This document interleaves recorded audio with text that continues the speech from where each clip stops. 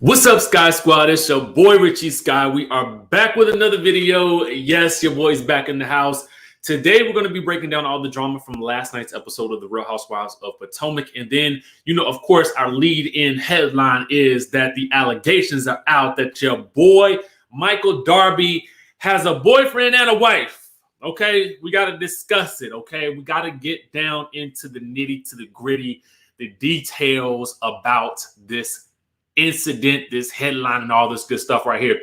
Listen, if you guys are in the chatterization right now, of course, y'all know what to do. Let me know where y'all watching from. I see y'all up in here, okay? Let me tell y'all something. If this episode of Real Housewives of Potomac was not the best episode I have ever seen, okay? Listen, I laughed from the first moments when the credits started to roll, okay? As soon as the episode opened, I was dying laughing the entire time, okay? So we got a whole lot to discuss. I see all of our good people in the chatterization. Let's go ahead and get down into the nitty gritty, and then we'll talk about the episode, okay? So first things first, listen, I ain't gonna even go into all the detail. Y'all know, subscribe, follow, text. Y'all got it? Let's go. Good. Okay. So at the end of last night, we got Candiace getting a text message, okay? This was in the preview for next week's episode. And I got a small gripe with Bravo because we were allegedly supposed to get this clip right here in this week's episode, if you guys will recall the preview clip from last week. So I was kind of like, now, wait a minute now. Y'all doing some trickery because I'm waiting for this scene to pop up and it never did. But we're going to get it next week. And because we got the preview clip right here, we are actually going to discuss it right now because the headline is about to jump, okay? So she gets a text message from an unknown friend who we don't know at this point, right? So it says, my girl is a bartender at the strip clubberization, okay? And I came to see her. Child... He was in there with several strippers, okay? As you guys can note, the Bravo shady editors had to highlight he was in there with several strippers, okay? Now, I guess the question is, what kind of strip club was this? That's what I'm wondering. What kind of strip club was it? Was it a male strip club? Or was it a female strip club? Okay, that's what I was wondering. Y'all let me know if anybody else was wondering that same thing too. I appreciate y'all in this good old super chat right here. I appreciate y'all. So listen, was it a male strip club or a female strip club? That's what I wants to know. So anyway, getting down to the nitty gritty, we get some more tea. Okay, now the rest of the text message reads, I got her to pretend she was taking a selfie and take his pic. He was talking about how he has a boyfriend and a wife. Now, y'all see, this is why I'm asking what kind of strip club was it? Because if it was a female strip club, why would he be advertising that he has a boyfriend at the female strip club? But it seems like that would be something that he would do at the male strip club. You know what I'm saying? I don't know. That to me would be the only way that this whole scandal seems to make any sense. But y'all let me know in the good chatterization what y'all think. You know what I'm saying? Anyway, so we have to ask the question who it was that this friend was talking about. And so then we get the photorization of that good Michael Darby, okay? Now, again, this is all allegations, okay? We got to say that. But listen, it's right here in on the screen. It's in black and white in color. You know what I'm saying? And a deep blue, a hue of blue, okay? I don't think it's every hue because I don't think that's still in business. But y'all know exactly what I'm talking about right here. Anyway, so we got this going down. I just wants to know, listen, what all the time does this man have to be involved in some sort of intimacy scandal, either with a man or with the woman, okay? Not that I want it to be a dog or a cat or nothing like that, but I'm just saying, like, why does he always have to be in the midst of some sort of scandal, okay? Why is it? You know what I'm saying? Last year, they were saying that the man had said that he wanted to eat some sausage, okay? This year, he's telling the folks that he got the boyfriend. Now, I'm trying to understand, why would you at any point in time be out here in the streets bragging about how you got a boyfriend when your wife is on the TV screen? Okay, I don't get it. Okay, I don't get it. You are not an unknown person, sir. You're not an unknown guy. You are well known. People know who you are. So if you run around these streets talking about all this stuff, you know what I'm saying? You can't be doing that. Shamar says, if you saw the setup for the episode, Michael was adamant about actually taking the baby for the week. Oh, trust and believe, Shamar. We're going to get into that. We're going to get into that. But I just thought we needed to sort of set the tone for everything that I'm going to talk about in this episode. And I'm going to talk about it from the lens of Michael Darby being the catalyst for much of the drama for this episode, okay? I want you guys to remember, I feel like a pastor right now. Michael Darby is at the center of the controversy, in my opinion, for much of the drama that occurred in this episode. Now, before we dive and stage dive all up into the nitty gritty, I want to first bring you guys attention to the chef from last night. The chef from last night, catering by John. He catered the ladies' meals on the show at the lake house of that good Monique Samuels. You guys, if you want his information, you guys can follow him on the good Instagram down below, okay? Now, I want us to go ahead and dive back into the episode, okay? I want to stage dive right back into the episode because we got a lot of things to discuss, and I want to bring in my handy dandy notes for y'all just so we can have those on the screen so you guys can know exactly where we're going to be going with all of this tea right here, okay? So got my notes on the screen for y'all, and we're going to go through these point by point, okay? Now, first of all, I have to say, we're going to talk about my top 5 moments of the night, okay? Number 1, the editing of this episode was insane, okay? Nobody was safe in this episode at all, okay? Editing got everybody in some way, shape, or form, okay? From T'Challa having subtitles, I was like, no, they didn't. Let me tell y'all how T'Challa is the 8th housewife on this show. Okay, they need to go ahead and give T'Challa a champagne flute. Maybe he could take the one that they might have been reserving for Charisse and go ahead and swoop on in with this champagne flute for the next season. Because let me tell you something, he got the biggest beefs on the show. Okay, he beefing with Wendy, he beefing with Karen, and now I think he about to beef with Gizelle as well. So listen, T'Challa is really, just bringing it in these episodes. Not to mention the editors catching all these good facial expressions and the moment where T'Challa is pooping outside. I just was done. Okay, I was done by this episode. Okay, them fast forwarding through Monique talking about her day. Okay, it was crazy. In the chatterization, y'all let me know what you would rate this episode, okay? Tell me in the good chatterization what you would rate this episode. I'm going to give it a 9.5 out of 10. Out of 10, what y'all give it in the good chatterization? Again, mine is a 9.5, okay? Because this episode was hilarious. Let me tell y'all why I took away that 0.5, okay? Now, I'm going to tell y'all right now. I took away that 0.5 because we were supposed to have gotten this scene right here, okay? And we didn't see it. So I felt like they did some trickerization on me. You know what I mean?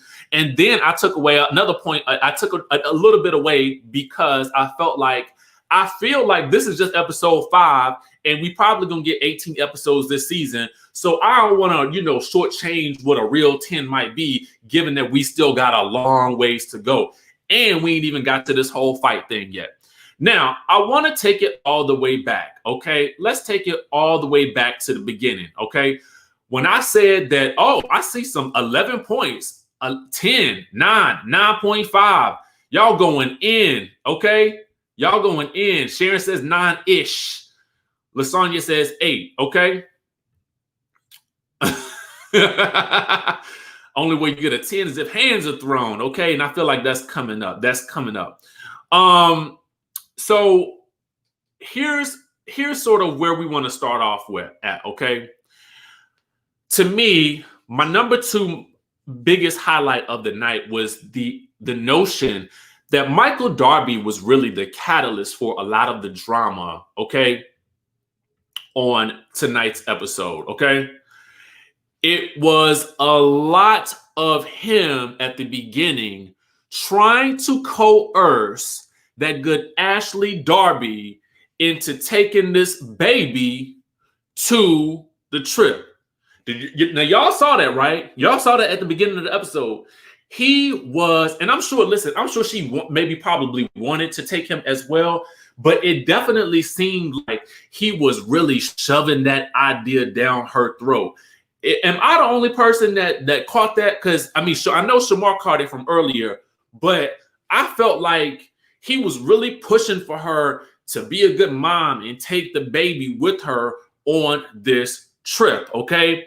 Now, my question was this so you could go to the strip club while she was out of town and you knew all the cameras would be going? Because the men are supposed to join the ladies at the lake house on the last night, from what I gathered from the episode, okay? So was that why he was pushing for her to take this baby? And now, in light of that, okay, in light of knowing this and watching the episode, I wonder if Wendy has a different perspective now on why Ashley had the baby with her, because it wasn't just the fact that Ashley wanted to bring the baby. It was also the fact that Michael was pushing her to bring this baby on the trip as well. So I kind of felt like, you know, I feel like he kind of instigated a lot of this by trying to pull the strings behind the scenes to make sure that he was able to do what he wanted to do that weekend. Now, whatever that might be, apparently the strip club was one of those things on the list, okay? So there we have that. The next highlight for me, and I gotta tell you, it was a highlight of the night for me, was Karen Huger shading Gizelle's fashions, okay? Shading those fashions. Shading those rave fashions, people. She shaded those fashions. I about fell out of my chair the way she ran down Gizelle's style. Now, again, I agree with Karen on this point. Gizelle is a beautiful woman. Beautiful woman. But doggone it, those fashions from rave, they got to go. They got to go. They got to go. And I don't understand why, if you are going to be one of the centerpieces on this show, why have you not hired a stylist? Why not hire a stylist? Why? Why not hire a stylist? Exactly. She refuses to grow. I don't get it. Anyway, I want to move on to my number 3 moment of the night. Well, highlight, I should say. You know what I'm saying? Well, that was actually number 3. We're moving on to number 4 now. Okay, number 4. Sorry, I got my notes right here so I can stay organized. Okay, Karen versus Wendy. Let's break it down, shall we? So, to me, Wendy should have directed more of that anger towards Karen. Okay? That's my thing. Let me know if you agree with me in the chatterization, because Wendy went extra hard on Ashley, but she really reeled it in when it came to Karen, okay? And Karen didn't even go that hard at her, but she did let her know that the cuckoo box is off the table for Wendy to be discussing. Okay? The cuckoo box is off the table for Wendy to be discussing. Don't be discussing Karen's cuckoo box. She don't want none of it. And for the record, she still does not know you, Wendy. Okay. And I feel as though that's more of a slight to Wendy than anything Ashley did, but that's just me. So I don't know. I didn't get it. You know what I'm saying? But we do have Karen definitely giving us a good clap back moment here. Okay. Let me go ahead and open it up on the gram, because Karen went in last night. She went in. Yes, she did. She says, for the record, so it is crystal clear, there was never a board meeting nor a subcommittee where you, Wendy, and I physically were in one another's presence. We never had a face-to-face meeting. Any conference calls, we were participants. We were not visual. No Zoom, no Skype, period. Adding to that, there was a snapshot or two of you and I posing on a red carpet, and that is the extent of our relationship until you started hanging out with the Real Housewives of Potomac ladies. I never broke bread with you before that. However, I'm looking forward to our dinner date. Now, see, this is how you deliver some shade. I'm going to tell you, this is how you deliver some shade. And this is why Karen is so successful on this show, because she really understands how to deliver shade, but still keep it classy. You know what I'm saying? She still knows how to keep it classy and not go for the gutter, okay? And not go for the gutter. So I just, to me, I just kind of feel like, you know, Karen won this round, all right? So next, I want to talk about, Wendy versus Ashley part 2.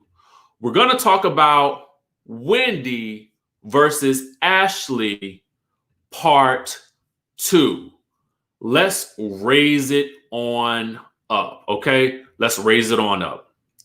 Now, for me, my question to y'all in the chat, was it that Wendy didn't want Baby Dean on the trip? Or was it that she wishes that she could have brought her baby Cameron? Answer me this question in the chatterization, please. Was it that Wendy did not want the baby on the trip, or was it that she wishes that she could have brought her baby? Because I was kind of confused initially. Initially, I was very confused because when she spotted the baby, it seemed like she had a reaction like, well, why are we bringing the baby on the girls' trip? And then it seemed to turn into more of, well, I wish that I could have known because I could have brought my baby. That's kind of what I want to know from you guys. She wanted her baby. Okay. So for me, yeah, I mean, Tracy, it seemed like there was an underlying issue that I just wasn't privy to, because it seemed like a lot of feeling and emotion surrounding the baby, okay? The baby was a triggerization, okay? And she went off. She went ham. She did go kind of ham. Now, Monique, for me, my question is this. Isn't it kind of Wendy's fault for not asking if she could bring her baby? I mean, just riddle me that in the chatterization. I mean, shouldn't she have just asked Monique if she was really that pressed about bringing the baby? Shouldn't she have just asked? Now I get it. She's going on a girls' trip. She don't know the women yet. She probably don't think that a girls' trip is the place to be bringing a baby. I understand that, honestly. I understand how one could think that. But then I feel like you can't really be mad if the host told her she could bring the baby and you didn't ask the same question. You know what I'm saying?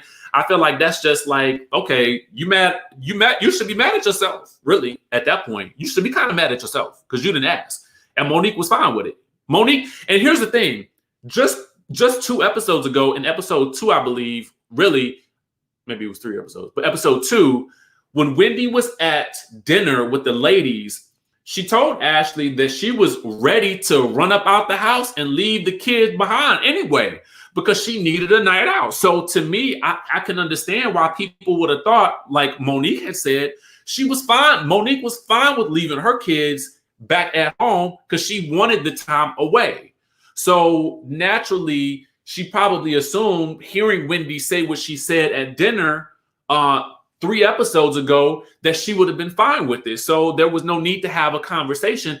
And also, too, as the host, you don't have to say, well, so-and-so is bringing their baby. Okay? She don't have to say that. But I don't know. That's just me. That's just me. But here's something I also want to say. You cannot force someone to apologize, okay? And I'm really talking about part 2 of their argument, where the ladies were trying to force, her to apologize to Ashley. And I feel as though you can't force someone to apologize for something, even if you feel like they're wrong. That's number one. I do have to say that. Like, you can't force somebody to apologize especially if they don't feel like they did anything wrong, but they do recognize their own aggression. Okay. Now, listen, that Wendy admitted that she was feeling frustrated, and that's why her delivery came out the way that it came out, which to the other ladies seemed extra aggressive. Okay. I just want to say that because, I'm trying to talk about the right is right and the wrong is wrong, right? And even if you feel like you're right, you cannot make another person apologize to somebody else. It has to be genuine. But conversely, the 2 words "I'm sorry" are 2 easy words to say. But I can't understand for the life of me why this group finds it so difficult to say those 2 words. Do you understand? Like, I kind of feel like it's like, say it to me. If you tell me that I offended you, the first thing I'm gonna say is I'm sorry, because that's the last thing that I ever want to do is offend somebody. So to me, saying I'm sorry is so easy. It's really, really easy. But it seems like with these ladies that pride and ego runs rampant in this group. Okay, so I just feel like, Tish says if she actually wanted to bring her, let's be honest, she was mad it went from girls trip to are we there yet? But, here's the thing, like, you can't make somebody apologize, but it is easy to apologize. I will say that. And I also want to point out something else that's very true here. And we're going to point out a couple of things with this next slide. All right. Well, here's a comment that I picked up from my friends over at the Peach Report Daily. Because I also, when I'm doing these reviews, I kind of like to see what you guys are saying. It's always interesting to me when I find comments that really resonate with me. And this really resonated with me as well. Wendy doesn't have to apologize, but the elitism and constant "I have degrees" needs to go. You're not above them, nor are your opinions. Okay. Now, I have to agree with this one, okay? Here is the thing.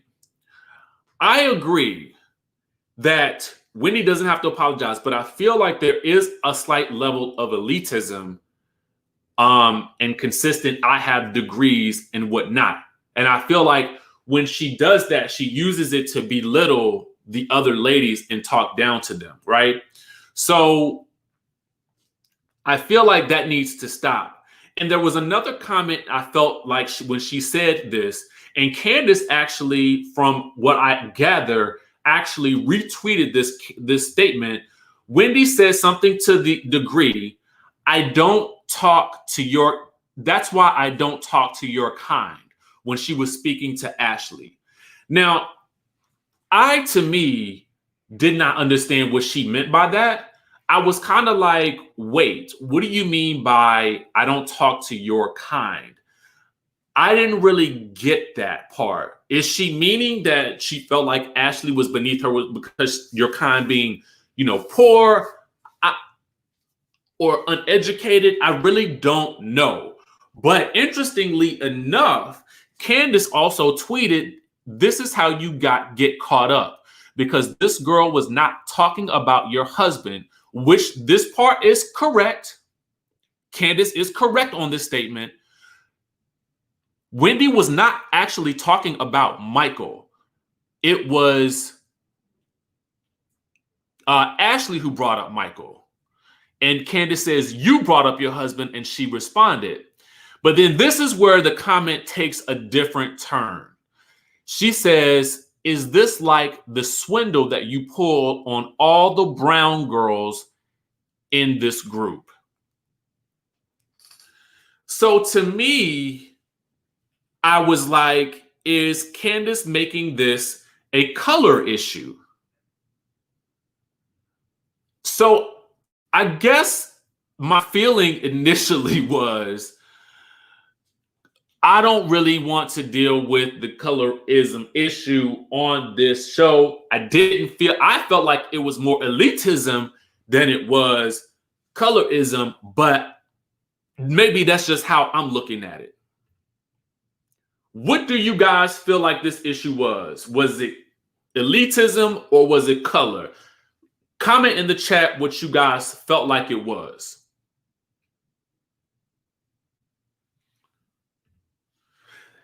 I kind of wondered this too, Anita. Anita says, I believe Wendy is taking Candiace's grievances with Ashley. Wendy is Candiace's friend. She is taking all her feelings for Ashley. Lila says it's both. Charlene says it's color. LaToya says it was dumb. Black Gal says it has nothing to do with color. I felt like it was elitism. That's what I felt like.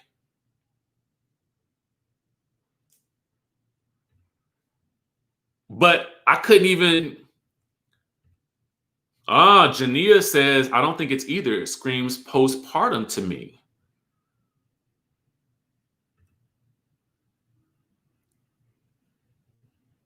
And see, but this is my only thing about the situation that I didn't really understand. Lauren, you make a good point. She said, Lauren says, these girls are always embellishing on what someone says. She says she don't mess with phony girls like you. Here was my thing. She hasn't known Ashley that long enough for her to call her phony. So I didn't understand where that came from unless she was piggybacking off of something that maybe, you know, someone else like a Candiace had told her. That would be the only way that she would know that Ashley's fake. They've only had, 3 scenes together at this point? They've never sat down one-on-one to talk. They haven't really had that much of time together. So why would she even say that she was call her fake or call her phony? Random Bell says 1000% postpartums and a case of the new girl in school. I can see that. We're gonna for now we're gonna chalk it up to that because it would really dishearten me if it went into another direction altogether. Okay. There's something else that I want to point out, and I'm just going to have to pull it up on the gram because I didn't import it. But Wendy did actually come back and make a statement about last night's argument. So I'm going to pull it up for you guys so you guys can see it right now. Give me 2 seconds to pull it up. Hold on. It's coming up now. All right. So here we go. So Wendy tweeted last night. She said this. My delivery was wrong. I was just missing my baby girl. I wish I would have been told that we could bring our babies on the trip because I would have definitely brought mine. Sending love to Ashley Darby. So maybe it was a bit of postpartum. Let's look at it like that. And let's chalk it up to that. You know what I'm saying? I felt like Wendy did take a bit of a beating from the ladies when they were trying to force that apology on her. But I also somewhat believe that maybe Wendy thought better of the way she reacted to the situation in the present time and wanted to clear up or sort of clean this whole situation up. Because I felt like there was a lot of people who were, I think, maybe sending some backlash her way. But here's the thing. This is not an apology. Because nowhere in this has the words been stated, I apologize, Ashley. I'm so sorry. I am so sorry. Sacrino says Wendy saw herself on TV. You know, so here's and I'm sure she did see herself on TV, and she may not have liked what she saw. I feel like this isn't necessarily an apology, and maybe we'll see that come up in another episode. I'm trying to give her the benefit of the doubt at the moment because we don't know what's coming up, you know, in the next couple of episodes. But I do think that personally, in my opinion, she was wrong for the way she came at Ashley. And I do feel like an apology was owed, but I don't feel like you can ever make somebody give an apology, because I just feel like, you know, that has to be genuine. And the person who is receiving it should want it to be genuine as well. And I feel like that's when you know that true progress has been made, not when somebody tells you to do it. You know what I'm saying? So to me, you know, this wasn't necessarily the apology that I was thinking was going to occur or was hoping for, but, you know, maybe it's a step in the right direction. We'll just have to see what Ashley has to say. But honestly, y'all, Ashley has enough to deal with right now on her own anyway, because we still have this whole thing coming up next week. Okay, the alleged boyfriend and the wife, I'm guessing the wife is her or whatever, and then, you know, at the strip club doing the doggone thing. We got a lot coming up, y'all. We got a whole lot coming up. This is only episode 5, y'all, and the drama is already deep. You know what I'm saying? So, you know, we'll just kind of have to wait and see how it goes. And honestly, I will say this, though. I'm going to say this. You know, Wendy is a newbie on the show. She's going to have to, you know, every new person has to earn their stripes. They have to go through things and learn the hard way. And what I will say that I did like in this situation was, even though she was wrong, and I felt like, you know, just wrong on all levels, she stood in that mess, and she did not back down to the rest of those ladies.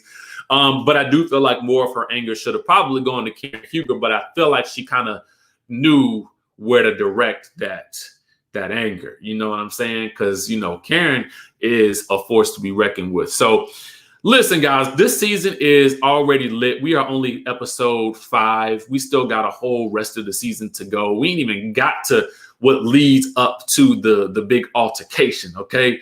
We ain't even got to that yet. So we'll just have to keep on watching. I have some more news on Real Housewives of Potomac. I'll probably put that out tomorrow. We'll discuss that tomorrow because it does have to do with, well, we'll just talk about it tomorrow. But for right now, you guys, thank you guys for tuning in to the channel. It takes me a while to put up to do recaps and reviews because I really have to organize my thoughts. And I think I watched this episode like twice because it was so funny to me. And I really wanted to make sure that I covered it in the best possible way, getting all the, you know, surrounding news and tea that I possibly could. With that being said, y'all, make sure you stay locked onto the channel. At 3 p.m., we will be going live on the All About the Tea YouTube page to discuss and break down the episode. Listen, you might have got it here, you know, individually from me, but let me tell you something. When the panel gets together, we have a good old time. It is a lot of fun. So if you guys are free at 3 p.m., head on over to the All About the Tea YouTube page so you guys can watch us cut up and just have some good old fashioned fun. Nothing too serious. We're just going to have a good time recapping the episode a bit more. So if you want to get some extra opinions in, definitely tune in over there as well. Y'all know what's up. I love y'all so much, and I will see you guys in the next video.